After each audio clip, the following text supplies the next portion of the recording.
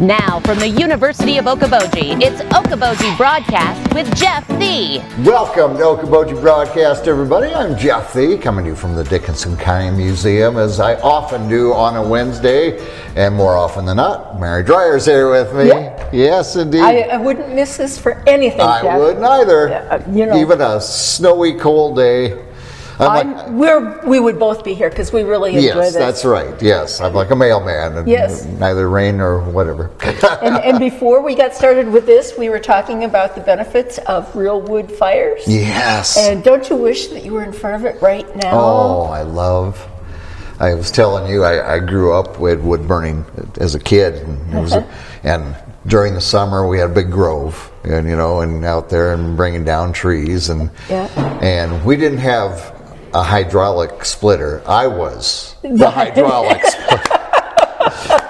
And it was my job in the summertime to take these chunks of wood, and I had these big iron wedges. Yeah. And split and split and split, and then we'd fill up our bin in the garage for the wintertime, and to this day I don't do that anymore, but I can still set stuff on fire. Yeah. You give me a match and I can do more destruction than you'll ever believe. Oh my gosh, we have so many fire stories. Since it's so cold today. Yes. How about we talk about a few fire stories? Okay, sounds good. Highly planned. Right? Yeah, exactly. Yeah. Right at this moment, it's planning. Yeah. I was telling you before we got started that we had some timber ground near Iowa Falls along the river, near where we lived before we moved up here. And we spent a lot of time there. We kept our camper there during the summer. The kids and I would go up there. We would spend days at a time. And this was a little bit different territory than what we've got here. It's more like maybe Fort Defiance State Park over in Estherville is what the terrain was like in this place.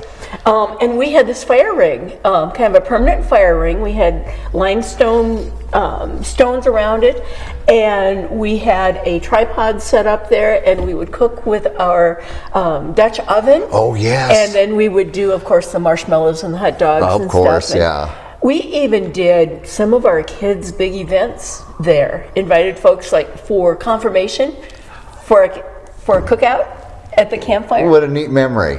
Oh yeah. Gosh, I'm almost going to cry thinking about this timber ground because there was a steep ravine through it and a creek at the bottom, and above the stream there was kind of a junkyard, and so we were always finding kind of interesting stuff in there. And then it was on the top of a hill over the Iowa River, and we found so many arrowheads there and flint chips that we knew it was an Indian campground. Yes. And we could go down to the river also. It was steep though, and we had to hang on to branches and stuff going down. But then we were at the river, and it was an area that was wild and ripply, and that was. Aren't those great? Do you have places where you like to go just to be like that? Oh my goodness! It's funny. I camped out at Camp Okoboji as a kid. Really?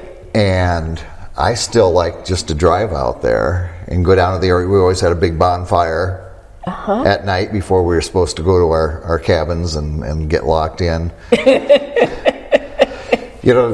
I should tell the folks at Camp Okoboji, the screens on the windows, if during the day you go and turn those little deals so the screens pop out, it's easy for kids to go. But I still, to this day, you're perplexed, you're anxious about something. I'll go out there where we used to go to our campfires and just kind of sit, and that peace comes back to me. It's interesting that Camp Okoboji is one of your happy places because it was my dad's happy place.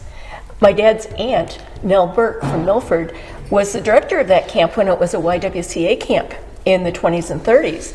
And my dad spent his summers there being the boat boy. Oh. And he lived in there used to be a boathouse that was kind of out over the water. Right. And that's where he stayed, and that was the place where he was so proud of this.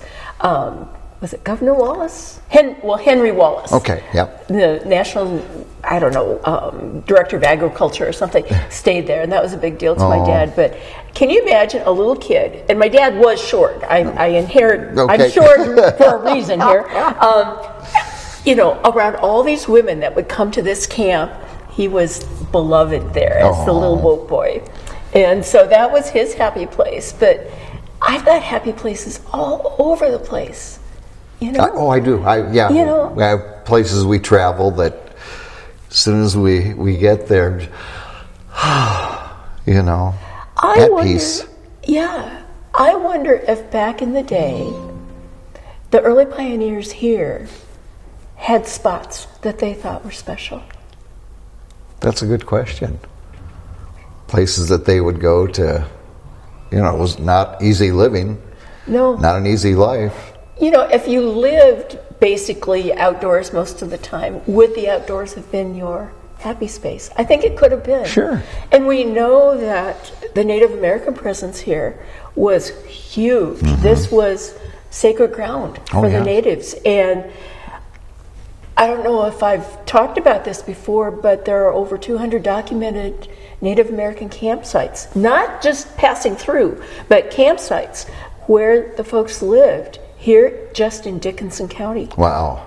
You know, and the campsites that I know of, a lot of them are on high ground near water, and we have a lot of that here and around the lakes. Aren't we lucky to live here, Jeff? Oh, yes. And Okoboji is still my happiest place.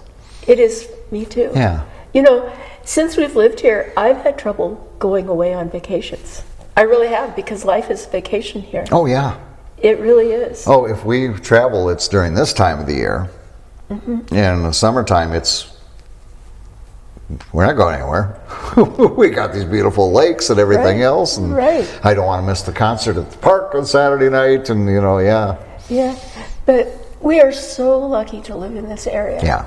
And people for generations have been lucky to live in this area and both live and vacation here. I was going to say, we know this is a happy place for our thousands and thousands of visitors who generationally have come to this area. And you know, it hasn't always been about the recreation or about the, what do I want to call it, the big boats and the bars and that kind of stuff. This place has always been special because of the land itself. Yeah. It's the land, it's the water, it's the peace that comes. It really is. And wonderful people that live here. Exactly. It's all good. Yeah.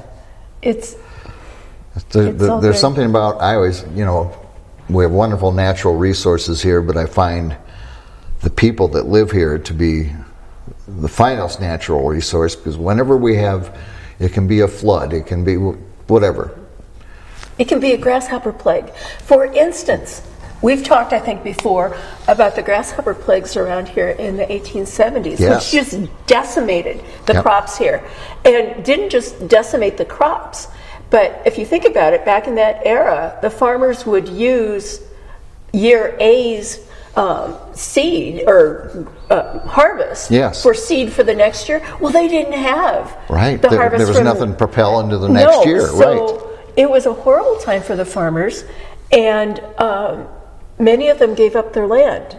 But there were good guys. One of the good guys in this area at that time was Andrew Johnson, A.M. Johnson, who started out with a small store in Hayward's Bay on the beach there. Okay. If you have been to Hayward's Bay, down towards the beach, you'll see this hunkin' big rock. Yeah. That's where his store was, right there. He was a Norwegian immigrant. He started out there, and he ended up then building one store in downtown Spirit Lake, and then he ended up building his final store, which is now the Edward Johns building. Okay. Downtown Spirit Lake at the corner of the highway and Hill Avenue. Hill there, yeah. But A.M. Johnson covered a lot of farmers during this grasshopper plague, and paid for them, bought them food, gave them a line of credit at his store so that they could survive, bought land from them. And I know this personally because he did it for my great-grandfather. Oh, wow. Yeah. He bought Ole Bjornson's farm ground when he couldn't afford it anymore. So there have always been people like that in this area and in every area. Perhaps we have a little more documentation of it here. Yeah, sure. Yep. But amazing people. Yeah, we are. We're truly lucky to be here, truly blessed, that's for sure. Yeah. I wanted to wish you a happy Valentine's Day. Oh, and to you too, Jeff. Well, thank you. Yes, thank you. yes. And I was curious if you have any, because I remember Valentine's Day, like elementary school, was always if you had any specific memories of way back then. What strikes me the most about Valentine's Day is a Valentine's card I still have to this day that my grandma had received when she was young, so it's way over 100 years old. And it's very fancy, very ornate, and I don't even know who sent it or anything, but it's just so kind. Oh. So loving. Yeah. And it's just a really, it's one of my many treasures. Yes. How about you? I bet you got lots of Valentines from the girls. Well, in grade school, we always would take a shoebox. Everybody got a shoebox, and you would decorate it in some way. And then on Valentine's Day, everybody would come in with and put it in, and with the girls that I liked, you'd always... Which were all of them, right? A good number. But I would always look at, and you fill out those things from Jeff and you throw it in. You don't think anything about it. But I'd read the words that were on it from, that special girl or girls. Yeah. And I wonder if she meant that. I choose you. with the train on the front. You were finding the hidden meaning of the word. This could get serious in third grade. Yes. Yes, it could. But that was always something to look forward to. Yeah. And it's coming up on Friday. Yeah. Valentine's Day. A day where Hallmark makes a ton of money. That's right. And rose growers everywhere. Exactly. And it's all good. But, we've got some special people around here that we love very much, and that is our volunteers. Yes. We are finding so many new volunteers and old volunteers that are continuing to do their work. Tuesdays, we typically have about 7 volunteers here doing different things, from digitizing photos, digitizing negatives, cataloging artifacts, doing honey-do lists, building exhibits, preparing for the Depot project. And heaven forbid, my poor husband has drawn the short straw.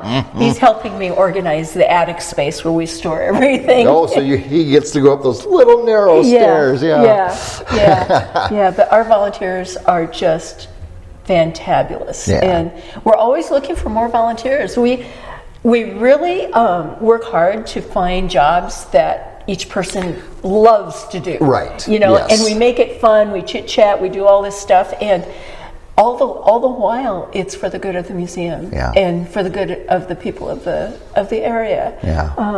And we appreciate it so much. There's no way we could do what we're doing here without the huge amount of volunteers that we have. Volunteers are the backbone of so many, whether they're nonprofits or whatever they may be. That I've always said, if you want to see the world come to a stop, have every volunteer on the planet go, I'm done.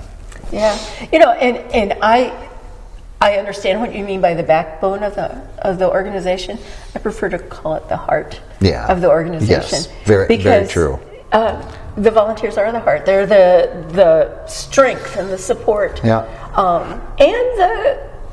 the love and the givingness of each nonprofit. Yeah. So we appreciate all of our volunteers. Yeah, and I have to congratulate you on your upcoming retirement. Yeah. Yeah, it's hard to do. I know it is. It is. But it's not as if you're not going to be in here. No, I will still volunteer with some projects, especially the photo project and probably some of the programming. But it's just time. I turn 70 in a couple of weeks. Okay. And that is, there's something about that 70 mark that just, I don't know. The days ahead are fewer than the days behind, and I have a paddleboard that's been very lonely the last 4 years, and a kayak and Boston Whaler that have been very lonely, and my soul needs to be on the lake a little more. Yeah. It's going to miss being here a lot. Yes. It was a tough decision to make. Yeah, I know it was. But I'm excited about having new blood in here, new life, new ideas, new everything. It's going to be great. Yeah. It really is. Yeah. It's been moved forward significantly here in the last 4 years, Mary. It's been lots of fun. Yeah. Lots of fun. Isn't that what life is about? Yeah. Yeah. Yeah. I think I've said to you before, when my time comes, when they've got my year of birth and whenever the other time comes, that I don't want a hyphen between there. I want parentheses that say, had fun here. Yeah. Exactly. That's how I am too. Any upcoming events? Yes, we have a couple of events coming up. On February 27th, a Thursday evening, we are hosting the Lakes Area Museum Alliance Night at the Museum right here. Yeah. And we're going to be having some special guests that are going to be telling stories and talking to our visitors. Fred Gilbert's going to make an appearance, as is Ella Williams, and also Abby Gardner is going to be here. And it is going to be so fun. It's from 6:30 to 8. Okay. It's a come and go sort of thing. If you want to hear Abby's stories, please bring a quarter, because Abby only told her stories if you gave a quarter. Yeah. So that's how it's going to be here. We're going to be giving updates on our depot project and doing some other fun stuff too. Very good. Yeah. All right. Well, for not having much of a subject, you and I could pass the time pretty darn good and bring some wonderful memories and tie it into the Iowa Great Lakes. Imagine if we had a bubbly beverage between us. Man, we would go on and on. It'd be the longest show I ever did. Yeah. Welcome to hour 23. Yeah. All right, my friend. Thank you so much for all you do. Thanks, Jeff. You bet. Mary Dreier again here with us today as we enjoy the history of the Iowa Great Lakes from the Dickinson County Museum. We thank Mary for her time. We thank you for watching us right here. Okoboji broadcast from the studios at historic Arnold's Park Amusement Park is brought to you in part by West Wealth Management, a financial advisory practice of Ameriprise Financial Services. Advisor Jan Spielman, AJ Spielman, and Erica Wachholz. The headquarters of the University of Okoboji is at the Three Sons, open Monday through Saturday 10 to 5 and Sunday from 10 to 4. Bank Midwest, dream big, plan wisely, live well. Lakes Regional Healthcare and Avera Partner. Beck Engineering in Spirit Lake. Be Radiant Laser Skin Studio in the Okoboji Plaza in Okoboji.